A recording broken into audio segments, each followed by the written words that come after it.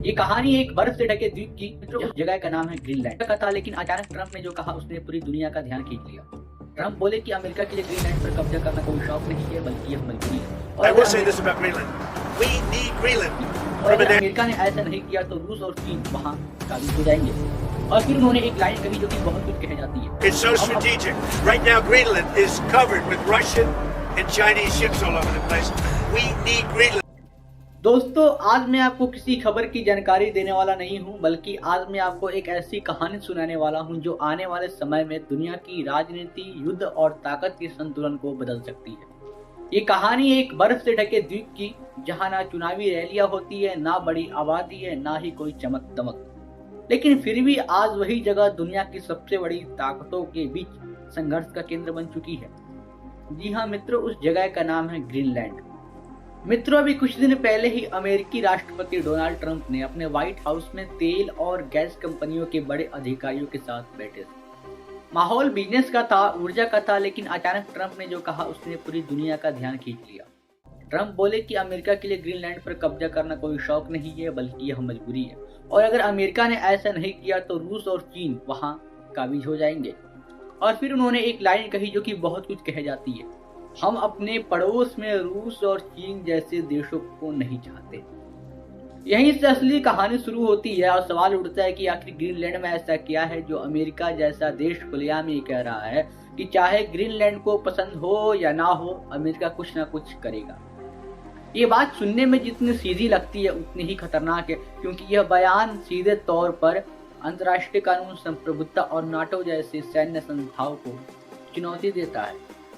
मित्रों, ग्रीनलैंड दुनिया का सबसे बड़ा द्वीप है, लेकिन वहां सिर्फ करीब 57,000 लोग रहते हैं। चारों तरफ बर्फ, ठंड और सन्नाटा है।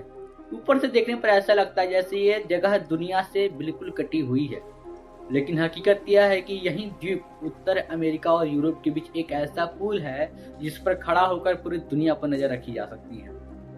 अमेरिका इसे अपनी राष्ट्रीय सुरक्षा की फ्रंट लाइन मानता है।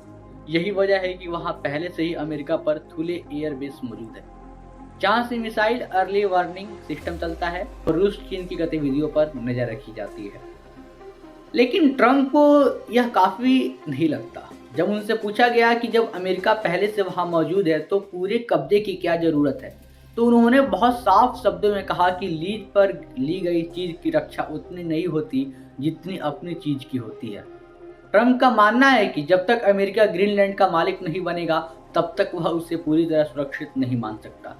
यही सोच दरअसल पुरानी साम्राज्यवादी सोच की याद दिलाती है, जहां सुरक्षा का मतलब था जमीन पर झंडा गाड़ देना। ट्रंप का डर सिर्फ कल्पना नहीं है। आर्कटिक क्षेत्र में रूस और चीन की गतिविधियां लगातार बढ़ रही है और रूस ने आर्कटिक में अपने सैन्य ठिकानों को दोबारा सक्रिय कर दिया है। चीन रिसर्च शिप्स, पनडुब्बियां और निवेश योजनाएं ग्रीनलैंड के आसपास देखी जा रही है। मित्रों, ट्रंप खुद ही कह चुके हैं कि ग्रीनलैंड के पास रूसी और चीनी नौसेना की हलचल बढ़ गई है, जिससे डिस्ट्रॉयर और सबमरीन शामिल भी है। अमेरिका को डर है कि अगर उसने अभी कदम नहीं उठाया तो कल बहुत देर हो जाएगी। यह वजह है कि ट्रंप ये भी कहते हैं कि ग्रीनलैंड को हासिल करना जमीन खरीदने का मामला नहीं है, बल्कि रूस और चीन को दूर रखने का भी सवाल है। हालांकि ट्रंप अपने अंदाज में नरमी भी दिखाते हैं। वे कहते हैं कि डेनमार्क के बड़े फैन हैं। डेनमार्क उनसे काफी अच्छा व्यवहार करता है, लेकिन इसके बावजूद वे यह भी साफ भी कर देते हैं कि अगर आसान तरीके से सौदा नहीं हुआ तो अमेरिका सख्त रास्ते भी अपना सकता है। अब यहाँ एक दिलचस्प मोड़ आता है। व्हाइट हाउस में यह विचार चल रहा है कि ग्रीनलैंड के लोगों को सीधे पैसे देकर उन्हें अमेरिका के साथ जोड़ने के लिए राजी किया जाए। बात सिर्फ कुछ $1000 की नहीं है, बल्कि प्रति व्यक्ति 10,000 से लेकर $1,00,000 तक की है।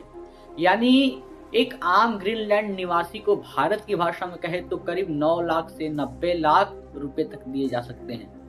पूरी आबादी को जोड़े तो यह डील 5 या 6 अरब डॉलर की बनती है और अमेरिका इसे एक बिजनेस डील की तरह देख रहा है। लेकिन कहानी यहाँ खत्म नहीं होती। अधिकारियों के मुताबिक पैसे देना सिर्फ एक विकल्प है, और अगर यह तरीका काम नहीं करता तो कूटनीतिक दबाव, यहाँ तक कि सैन्य विकल्पों पर भी विचार किया जा सकता है। यही वो लाइन है जहां दुनिया को रुक कर सोचना चाहिए।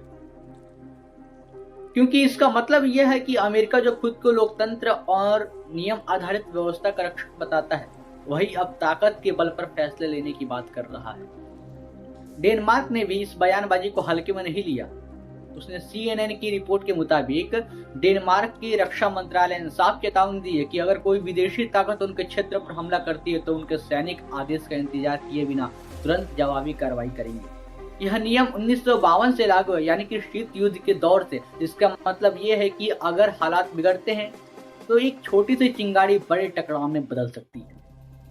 अब जरा सोचिए, एक तरफ अमेरिका और डेनमार्क दोनों नाटो के सदस्य हैं और दूसरी तरफ वही अमेरिका डेनमार्क के स्वायत्त क्षेत्र पर कब्जे करने की बात कर रहा है। अगर ऐसा हुआ तो यह नाटो के इतिहास में सबसे बड़ा अंतर्विरोध होगा। इसका सीधा संदेश दुनिया को जाएगा कि अब गठबंधन दोस्ती और समझौते से ज्यादा अहम सिर्फ ताकत है। ग्रीनलैंड सिर्फ सैन्य नजरिए से ही नहीं बल्कि आर्थिक और भविष्य की राजनीति के लिहाज से भी बेहद अहम है। यहाँ दुर्लभ खनिज तेल, गैस और रेयर अर्थ एलिमेंट्स के बड़े भंडार माने जाते हैं और आज दुनिया में रेयर अर्थ एलिमेंट्स का 70 से 90% उत्पादक चीन के कंट्रोल में। अमेरिका अपनी इस निर्भरता को कम करना चाहता है और साथ ही ग्लोबल वार्मिंग के कारण आर्कटिक की बर्फ पिघल रही है और नई समुद्री व्यापारिक राहें खुल रही हैं। जो इन रास्तों को कंट्रोल करेगा वही आने वाले समय में वैश्विक अर्थव्यवस्था को दिशा देगा। इस पूरी कहानी में ग्रीनलैंड सिर्फ एक द्वीप नहीं है, यह एक संकेत है। संकेत इस बात का कि दुनिया फिर से प्रभाव क्षेत्रों में बंट रही है। संकेत इस बात का कि शीत युद्ध की सोच वापस लौट रही है। फर्क सिर्फ इतना है कि अब खिलाड़ी ज्यादा हैं और दाव कहीं ज्यादा बड़े हैं। और अंत में सवाल यही है कि क्या ग्रीनलैंड के लोग सिर्फ एक सौदे का हिस्सा बनकर रह जाएंगे? क्या अंतर्राष्ट्रीय कानून सिर्फ कमजोर देशों के लिए है? और क्या आने वाला समय उस दौर की वापसी है जहां ताकत ही सबसे बड़ा सच हुआ करती थी? ये कहानी अभी खत्म नहीं हुई है दोस्तों, यह तो बस अभी शुरुआत है। क्योंकि जब बड़े देश मजबूती की भाषा बोलने लग जाते हैं ना, तो समझ लीजिए कि दुनिया किसी बड़े मोड़ पर खड़ी है। मित्रों, आज के लिए बस इतना ही। मिलते हैं अगले वीडियो में। तब तक के लिए आप सबसे निवेदन करूंगा, वीडियो को लाइक कर दीजिएगा, चैनल को सब्सक्राइब जरूर कर दीजिएगा और आप सभी इस विषय पर क्या सोचते हैं हमें कमेंट में करके जरूर बताइएगा। नमस्ते।